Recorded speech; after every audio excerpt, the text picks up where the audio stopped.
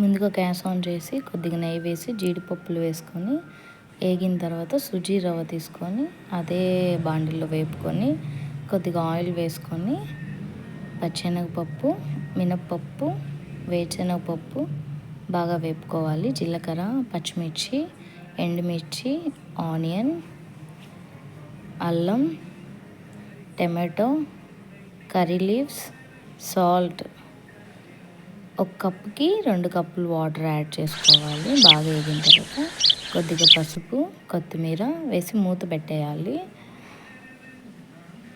ఒక 5 మినిట్స్ తర్వాత బాగా నీళ్ళన్నీ తెల్లిన తర్వాత ఏపు పెట్టుకున్న రవ్వ కొద్దిగా వేసుకొని తిప్పుకోవాలి. కరవ రవ్వ కూడా వేసి తిప్పుకొని గట్టిగా అయ్యేలాగా ఈ విధంగా తిప్పుకోవాలి.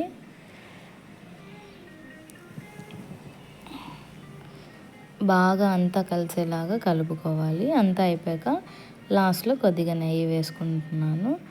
ఈ విధంగా మీకు నచ్చిన చట్నీతో సర్వ్ చేసుకుంటే చాలా బాగుంటుంది.